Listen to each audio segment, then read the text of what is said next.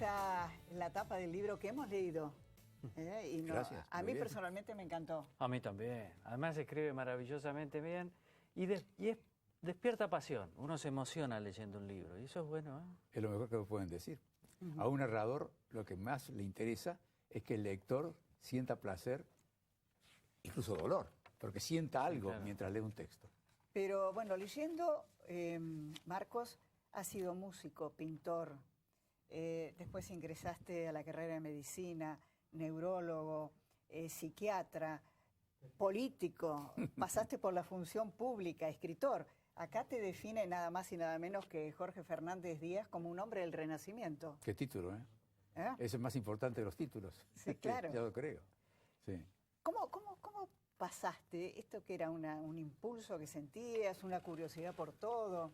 Quizá el secreto de este libro está en que yo mismo me interrogo, mientras lo voy redactando, sobre lo que me ha sucedido.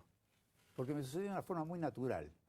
Claro que en cada momento tuve mis conflictos, mis dudas, pero con bastante arrojo fui cambiando de profesiones o dándole prioridad a unas sobre otras, a pesar de que en general me iba bastante bien en todas ellas, lo cual no es muy explicable por qué hacía esto. Yo no digo que quería conocer al hombre o quería vivir aventuras, y eso me apasionaba, y quizá hay un deseo de cambiar, de cambio. El otro día me dice una periodista, ¿y su mujer no está molesta con esto de tanta deseo de cambio? Posiblemente en los aspectos profesionales he cambiado mucho y no en los aspectos afectivos, donde soy bastante estable. Hay una especie de equilibrio. Pero lo cierto es que yo mismo no lo sé, porque he ido modificando esos intereses. Lo cierto es que, bueno, ustedes lo han leído el libro, es que cada una de esas actividades estuvo vivida con pasión, con intensidad, como querer llegar al fondo. No me conformaba con lo superficial. Hay una de esas carreras que no seguí curso ni me gradué oficialmente, que es la teología, que siempre me interesó. Pero todas las demás, sí. La teología tiene que ver con una de sus novelas más conocidas, La Cruz Invertida. Tal cual. Premio Planeta, 1970. Usted era médico neurólogo. Sí. En ese momento vivía en Córdoba y creo que está inspirado en los curas, digamos, que hicieron una gran renovación en Córdoba, por ejemplo, nuestro amigo José Gaido, que murió claro. hace un mes y medio, ¿Murió? un año y No sabía. medio. ¿Ah, sí? Ah, no Un año y sabía. medio, lamentablemente, gran persona. Gran persona. Ahora tenemos un papa. Incluso ese libro ha sido leído como que hubiera profetizado la aparición de un papa argentino. Sí. Ahora, ese papa no es nos divide un poco, ¿no? Se monta en la grieta. ¿Cómo puede ser eso? Bueno, lo que ha señalado... Contás una anécdota de él. Sí, cuento la anécdota de Francisco, pero quiero subrayar que quizá quien me cambió la cabeza a mí intensamente fue el Papa Juan XXIII. Yo tuve el privilegio milagroso que mientras estaba en Roma como delegado de Francia a un Congreso Mundial de Neurología, porque había llevado algunas investigaciones que hice en París mientras me especializaba allá, me eligieron en el grupo de 50 personas que iban a hacer una visita a Castel Gandolfo, porque era el mes de agosto, verano, en Italia, una visita al Palacio de Verano que tiene el Papa en Castel Gandolfo, y yo estaba entre los 50 especialistas que había allá, y no sé por qué me eligieron a mí, caí de casualidad. Y bueno, en esa época, ver a un Papa no era como ahora que resulta más o menos fácil. Claro. En aquella época era como estar en presencia del Señor Dios directamente, era increíble, yo temblaba. Cuando entra Juan XXIII y se presenta y luego baja de su trono y empieza a dar la mano a cada uno con esa bonomía que tenía él, que contrastaba una forma notable con Pío XII, que había estado antes, que distante, seco, frío. Y Juan XXIII era gordo, divertido, con buen humor.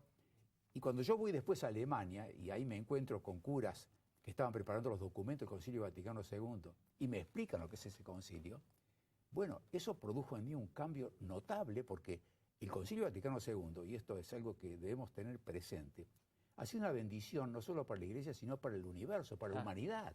Significa un cambio notable. Comenzaron a ir los acercamientos interconfesionales, una visión diferente de la Biblia y de toda esta historia teológica. De modo que eso me cambió brutalmente y eso generó después la cruz invertida. ¿Y el Papa Francisco? ¿Cómo lo ve?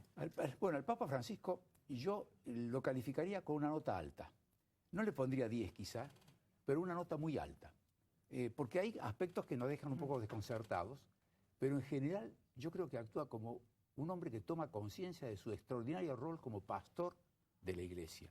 Y como pastor tiene la obligación de cuidar a todas las ovejas, incluso las que están llenas de pulgas y las que son más despreciables. Esa es una función ineludible para él. Y de ahí quizá que yo le perdone las entrevistas que tuvo con Cristina, pero que por ahí no las entiendo del todo. Pero no lo entiendo del todo. Pero bueno, digo, como pastor tenía obligación de hacerlo. El Papa habla mucho de la necesidad de la lucha contra la corrupción. Eso es importante para nosotros. Yo creo que es muy importante. Y la lucha contra el narcotráfico también. Y la lucha contra el narcotráfico. Yo creo que en alguna medida, a pesar de que él tal vez no simpatiza mucho con Macri, el triunfo de Macri se debe a la indirecta intervención del Papa. Porque ustedes como periodistas deben saber muy bien que en general el episcopado argentino no estaba contento con Aníbal Fernández en la provincia de Buenos Aires. Está claro. Y el triunfo de María Eugenia Vidal facilitó después el triunfo de Macri. Vos en uno de los capítulos del libro subrayás tu admiración por Arturo Frondizi. Es verdad. Y yo decía, qué destino el de Argentina, porque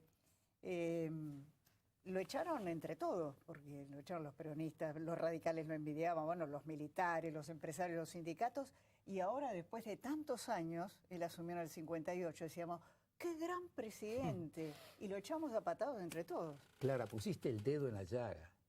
Pusiste el dedo en la llaga, porque este es un problema que tenemos los argentinos. Nos arrepentimos después de las cosas equivocadísimas que hemos hecho. Arturo Frondizi fue una extraordinaria oportunidad, no solamente para que Argentina tuviera un rol extraordinario en el mundo, sino porque unía a los argentinos. Los discursos de Frondizi eran de acercamiento y de modernización. Era una Argentina diferente, una Argentina que podía volver a colocarse a la cabeza de todo el continente latinoamericano. Hablaba mano a mano con Kennedy, con Malraux. Hoy te imaginas. Kennedy lo quería designar secretario general de las Naciones Unidas, a Frondizi. Y acá lo despreciamos en aquella época. Le hicimos la vida imposible, lo saboteamos. Como hemos saboteado a Ilia y como hemos saboteado a Alfonsín. De Pablo aquí contó un poco lo que fue. Alfonsín ganó las primeras legislativas porque el país andaba bien, pero aquí paros generales y una lucha tremenda contra él desde todos los sectores. Un deseo egoísta de hacerlo fracasar. Y ahora está pasando lo mismo, queridos amigos. Se lo está saboteando a Macri. Se quiere comparar 4 meses de gobierno de Macri con 12 años de gobierno del cristinismo, del kirchnerismo. ¿Se puede comparar 12 años con 4 meses? Y se quiere que en 4 meses se haga lo que los otros hicieron en 12 años. Entonces, no saboteemos. La Argentina tiene una oportunidad extraordinaria como la tuvo con Frondizi. No la malogremos porque esta oportunidad no es fácil que se vuelva a repetir. La Argentina en 100 días cambió su imagen en el mundo. De ser una republiqueta periférica, despreciable. La fragata Libertad no podía surcar los mares del mundo porque la secuestraban. Ahora salió con plena libertad. La Argentina tiene otra imagen en el mundo. En 100 días hemos cambiado esto. Se habla de capitales que quieren venir a invertir. Bueno, entonces esto tenemos que cuidarlo. Y yo insisto, seamos suficientemente, digamos, inteligentes o racionales. Es decir, no defendamos ahora a un gobierno, defendamos a la Argentina, que está dirigida por este gobierno en este momento. Dentro de 2 años, de 4 años habrá elecciones, cambiaremos lo que quieran cambiar. Pero en este momento tenemos que apoyar a este gobierno, no sabotearlo con pavadas, con cosas menores, descalificarlo y hacerle perder la esperanza que tiene el pueblo argentino, que te digo que se está comportando bastante bien. Se está aguantando meses muy difíciles y este mes de abril y de mayo van a ser más difíciles todavía. Yo no veo grandes manifestaciones por los tarifazos o por la inflación que existe y hace doler, pero el pueblo argentino se la está aguantando. Por lo tanto, ayudemos a que no se decepcione ni caiga en su deseo de querer colaborar. Usted nombró a 4 presidentes, expresidentes, Frondizi, Ilia, Alfonsín, ahora Macri. Son todos no peronistas. ¿Era una crítica velada al peronismo? El peronismo tiene que corregir sus propios defectos. Tiene que corregirlos. Un defecto que me dio lugar el Pichetto para mencionar es que él me citó en el debate en el Senado, ¿no? ¿Te citó? Sí, que es un gran honor, me citó a mí, diciendo que yo había escrito libros muy buenos, la Gesta del Marrano, Bueno, es que Elogio de la Culpa. Pensar, Entonces, claro, citó Elogio de la Culpa como decir, yo no tengo culpa, sí tengo culpa. Pero me dijo que soy un gorila. Entonces, te dijo eso. Claro, soy un gorila. Entonces, bueno, yo digo, esta costumbre de zoologizar al adversario es una técnica que fue muy usada por los nazis, que llamaban ratas a los judíos. Entonces, los peronistas llaman a los no peronistas gorilas. Con lo cual, vos no podés argumentar nada porque sos un infradotado, sos un subhumano. Pero si insistimos tanto en los gorilas, puede ser que llegue un momento en que se cambie la concepción sobre quiénes son más inteligentes, si los gorilas o los seres humanos, porque parece que hay gorilas más inteligentes que muchos seres humanos, porque se enteraron antes que el peronismo también tiene defectos. Entonces, basta de decir eso. Y bueno, ¿qué pasa con los peronistas? El otro día comenté yo que me encontré con un muchacho de la Cámpora y le dije, vos sos de la Cámpora, y este gran presidente progresista que fue Cámpora, que llevó al país a niveles notables de crecimiento, de progreso, tuvo un ministro de Bienestar Social que se llamaba ¿cómo? No sé. ¿No sabés quién fue el ministro de Bienestar Social de Héctor no Cámpora? sabía. No. Digo, fue José López Rega, ese gran presidente progresista. No están enterados muchos. No leen. No leen, no conocen la historia. No conocen la historia, lo bien que hacen, ¿no? Así nos hacen equivocar tan seguido. Me llamó la atención. ¿Vos creés que hoy lo quieren sabotear a Macri? Sí, yo creo que sí. Por motivos egoístas, partidarios. Claro, cuando le dicen sos la dictadura y pasamos a la resistencia...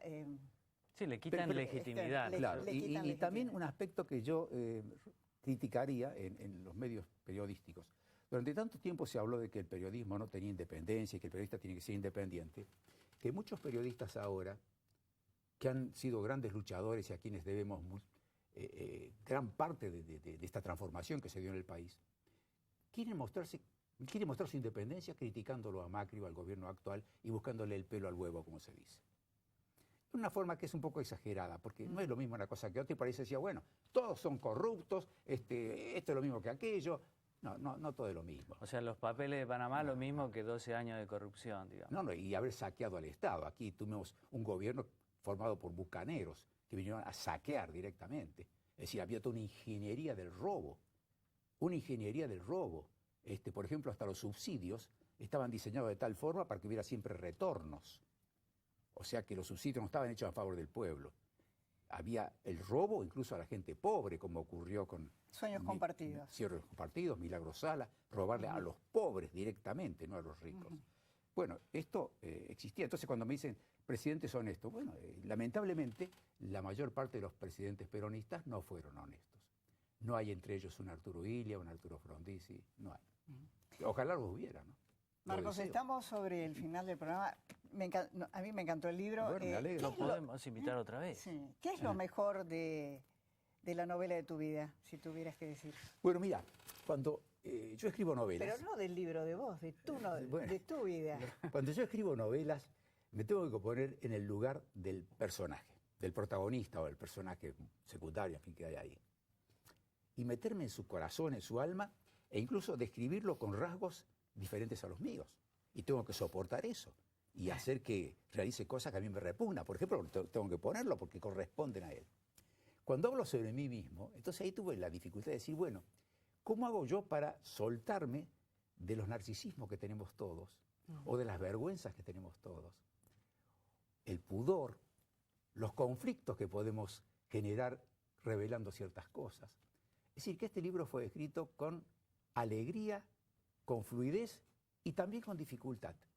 Y hay como una serie de misterios y de secretos que se revelan en parte y en parte el lector tal vez lo descubra y me lo diga a mí después. Bueno, muchísimas gracias por haber estado con nosotros. Gracias. Te invito, Ceferino, a ver un corto sobre el tema de la droga del año 1998. Lo hizo Alfredo Miroli y en ese momento todos se rieron de él.